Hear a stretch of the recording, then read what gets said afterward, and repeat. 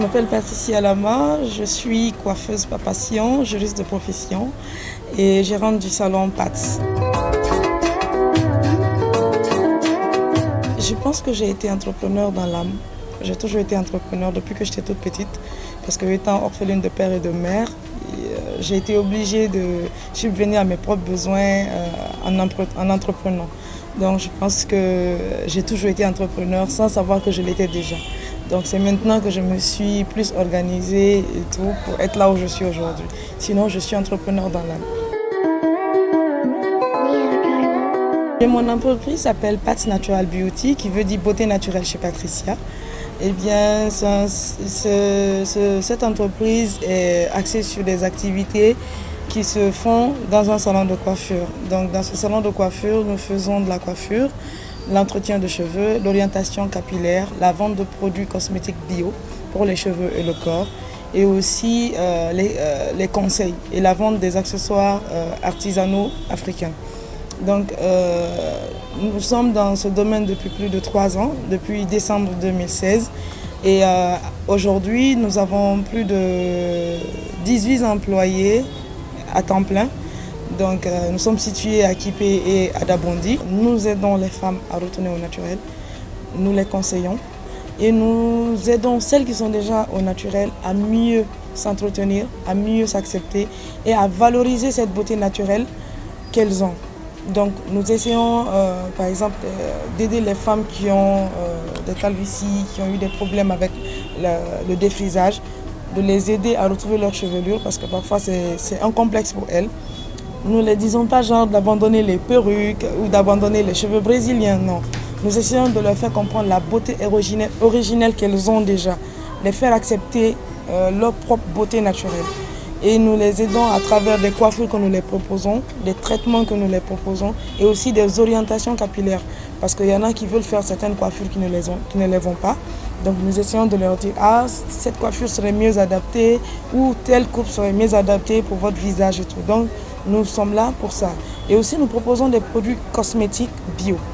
C'est-à-dire que tout ce qui a trait aux cheveux et à la peau, nous vendons ces produits par exemple à base de beurre de karité, à base de savon noir qui sont faits ici. Donc nous valorisons déjà des produits locaux. Donc tous les produits que nous faisons sont faits ici et les matières premières sont prises ici. Donc nous essayons d'une manière de prouver qu'on n'a pas besoin d'importer les produits pour être belle. On peut avoir, même avec des ingrédients de cuisine, se faire belle. Donc nous avons aussi des conseils. Nous essayons de conseiller les dames à travers beaucoup de communication sur Facebook pour les faire comprendre à quel point les dangers de la dépigmentation et du défrisage peuvent nuire à leur santé. Donc par là, nous nous sensibilisons aussi parce que c'est un problème de santé publique. Bien, la coiffure, ça m'a toujours passionnée. Je me suis toujours coiffée moi-même, j'ai touché les cheveux de mes amis et tout. Et comme je vous ai dit, j'étais orpheline de père et de mère, donc parfois on n'avait pas vraiment les moyens de se tresser. Donc je me faisais des coiffures moi-même. Et de fil en aiguille, ça a pris de l'ampleur. Mes amis ont aimé ça et j'ai coiffé comme ça. C'est le fait de vouloir tous les jours me surpasser, de toujours vouloir bien faire. Le domaine dans lequel je suis, c'est la coiffure. Et dans la coiffure, le résultat est le plus important parce que c'est une obligation de résultat. Quand une dame vient chez toi pour se faire coiffer, elle voudrait avoir le résultat qu'elle attend. Donc, tu te surpasses et tu es obligé de faire en sorte que quand la cliente sorte de ton salon, qu'elle sorte avec le sourire. Donc, ce qui me plaît le plus dans ça, c'est d'aider les femmes désireuses de retourner au naturel, à s'aimer, à s'accepter telles qu'elles sont au naturel. Donc souvent quand je vois mes clientes qui sont toutes contentes, qui m'envoient des photos pour dire qu'elles sont toutes belles et qu'elles adorent leur chevelure, c'est ma plus grande fierté. La personne qui m'a le plus influencée, c'est ma grand-mère. Après ma grand-mère, nous avons bien sûr Dangote et moi-même. Donc à travers mon propre parcours, je me dis que je peux y arriver parce que quand je pense de là où je viens et là où je suis aujourd'hui, je me dis que j'ai vraiment parcouru un chemin qui n'est pas encore terminé. Donc ma grand-mère a été une dame très forte qui m'a beaucoup influencée, qui a été une source d'inspiration pour moi parce que elle nous a recueillis pendant qu'elle était déjà vieille. Elle s'est battue pour nous donner l'éducation qu'il faut, pour nous donner vraiment une éducation sans reproche. Et aussi, elle nous a appris à pouvoir compter sur nous-mêmes, à nous battre. Et aujourd'hui, si je suis là, je peux dire que c'est grâce à elle. Donc, elle m'a beaucoup inspirée. Amener les femmes à s'accepter telles qu'elles sont et à abandonner leurs anciennes habitudes et à adopter de nouvelles habitudes. Parce que dire à une femme aujourd'hui d'arrêter de se dépigmenter et d'utiliser des produits naturels pour la peau et arrêter de se défriser les cheveux pour utiliser par exemple du beurre de karité, c'est une très grande difficulté pour moi. Et deuxièmement, c'est la main-d'œuvre qualifiée. Aujourd'hui en Guinée, il n'y a pas assez de coiffeuses nappies. Donc avoir des filles qui ont vraiment de l'expérience dans ce domaine pour pouvoir m'épauler dans l'accomplissement de ma mission a été une chose très difficile. Donc aujourd'hui je m'accentue sur les filles que j'ai et j'essaie de les former au maximum possible pour qu'elles puissent au moins satisfaire la clientèle. Troisièmement, c'est la fidélisation de la clientèle. Parce que les clientes, il faut les fidéliser parce que l'entretien des cheveux crépus demande beaucoup de temps et beaucoup de volonté. Donc il y en a qui abandonnent très vite et qui se défrisent les cheveux parce que c'est plus facile pour elles. Donc fidéliser la clientèle, donc cela se passe par beaucoup de communication, par beaucoup d'encouragement et aussi faciliter l'accès aux services que nous avons dans nos différents salons. Donc c'est une manière pour nous de remédier à cela. Donc nous rendons les services moins chers pour les aider surtout à pouvoir respecter leurs rendez-vous et tout. Donc nous avons ces différents aspects. Et aussi c'est l'accès au financement. Donc nous avons tous ces petits problèmes, nous sommes obligés de faire tout nous-mêmes. Donc ce sont les difficultés majeures que je rencontre le plus souvent. Ma plus grande réussite, c'est d'avoir gagné le trophée de la meilleure coiffeuse d'Afrique pour l'année 2018 jusqu'à maintenant, parce que pour le moment, il n'y a pas de concours pour le moment. Donc pour le moment, c'est ma plus grande réussite parce que c'était déjà un défi pour moi-même, un défi personnel. Il fallait que je me prouve que j'avais ma place dans ce domaine parce que quitter le métier de conseiller juridique de banque pour coiffeuse et venir passer un concours panafricain, c'était vraiment un défi personnel. Donc j'ai pu relever ce défi et rentrer dans mon pays avec ce trophée. Donc c'est l'une de mes plus grandes fiertés dans ce domaine. J'aimerais que quand on parle de coiffure nappie en Guinée et en Afrique, on pense à Patricia.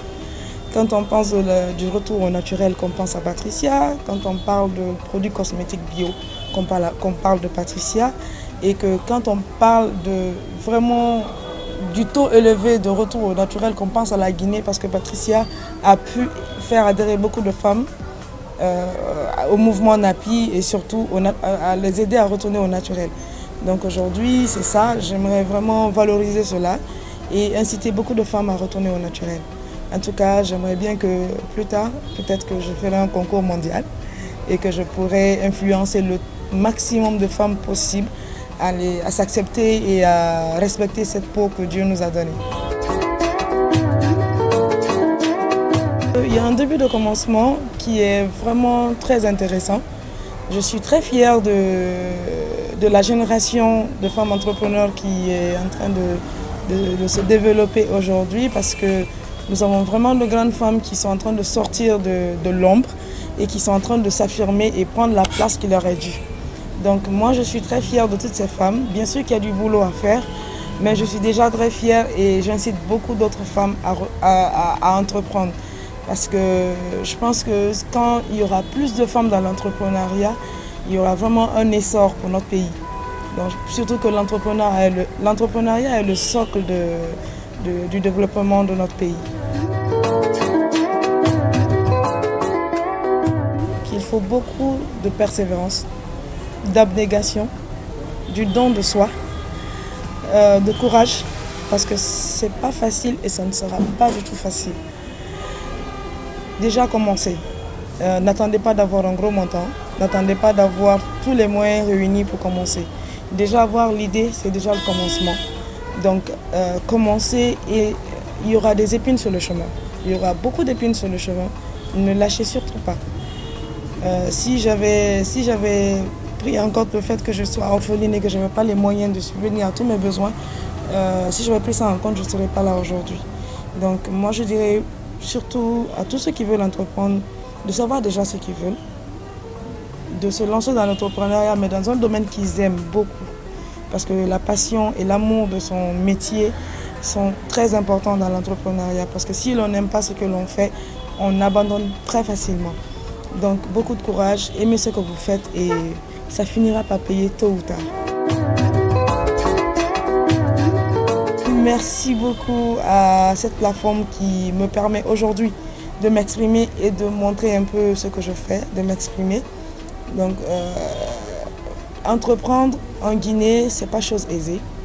Et quand nous avons des plateformes comme ça qui nous permettent de nous exprimer et de montrer ce que nous faisons dans le pays et pour le pays, c'est vraiment une aubaine pour nous et ça nous permet encore plus de toucher plus de monde et aussi permettre aux gens qui sont dans l'ombre de savoir qu'il y a des jeunes qui font comme eux ou qui sont en train de faire des choses qu'ils voudraient faire et qui peuvent se lancer. Voilà, donc merci beaucoup à cette plateforme et vraiment je vous remercie et bon vent à vous.